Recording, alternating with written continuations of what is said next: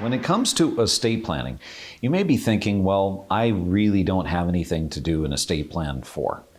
The reality is that that's probably not true. If you own a house, that in and of itself is an asset that you own that deserves your time and your attention in protecting that asset and protecting yourself, your spouse, and your family. Estate planning is something that is for everyone. And when it comes to estate planning, one of the number one mistakes that I see people make is that they tend to do an estate plan and then they set it and they forget it, as if that estate plan is going to be good forever and the estate plan is never going to need to be amended or looked into or reviewed. With all of the changes that are taking place today with politics and with all of the proposals of new laws and new regulations, this is something that is really important for you to pay attention to, and especially as it pertains to your estate plan.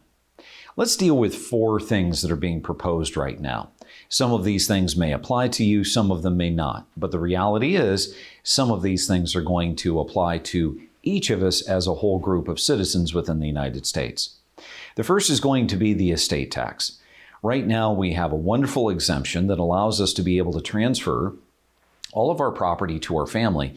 And as long as we have assets less than $11 million, we're able to pass those assets onto our spouse and family without having an estate tax. However, there is a proposal by Biden that would allow for the estate tax exemption to be reduced from $11 million down to $3.5 million. What does that mean to you? It means that you may be in a position where now, because of the assets that you've owned, maybe it's farm ground, maybe it's real estate, maybe it's money in investments, or a combination of all 3, that you're in a position where even though you were protected from the estate tax, now you're not. So this is something that may indeed affect you and needs to be addressed within your estate plan and your attorney. The next thing is going to be a step up in basis.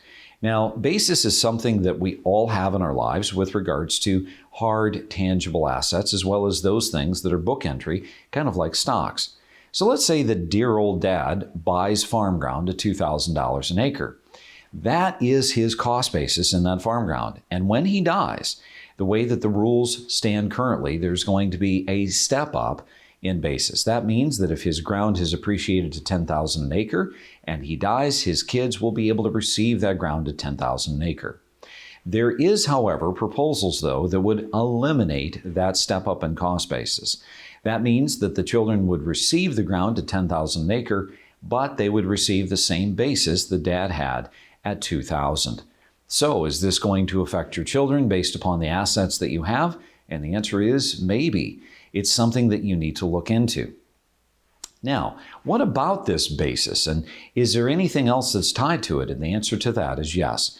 There is this thing called a capital gains tax. Now, the way it stands today, let's go back to our example of dear old dad buying the ground at $2,000 and the ground being worth $10,000 when he passes away.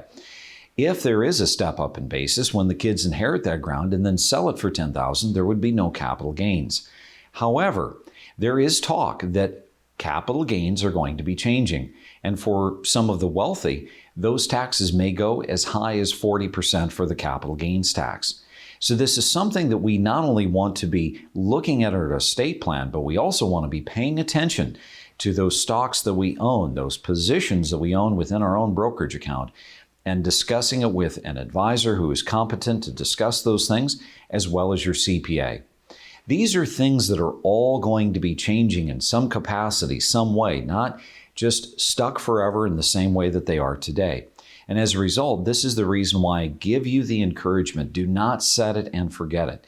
This is the reason that my clients have meetings with me every 6 months, because in the same way that the market can change on a dime, so can the laws and the rules and the regulations that we have to contend with.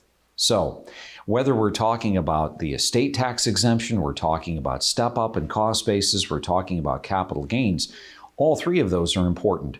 But what's number 4? Number 4 is gifting. This is something that may indeed affect many of you.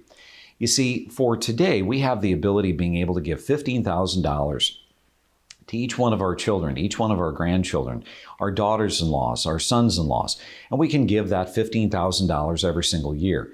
However, there is proposals out there that would take and reduce the gifting from $15,000 down to 10 and would restrict you to only 2 gifts per year.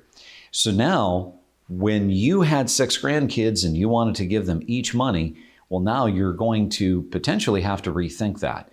Is there other creative, clever ways that you can provide some gifting? I would contend that there is. But this is something that requires us to go back and to reassess what we're doing with our money, how we're investing our money, where we have our money invested, so that we're able to get the correct kind of outcome that we want based upon what the new rules and new regulations say. So again, thank you so much for watching. And may I ask you one other favor? Please, if you've gotten some value out of this, please make certain you share this with your friends. If you like the video, please give us a thumbs up.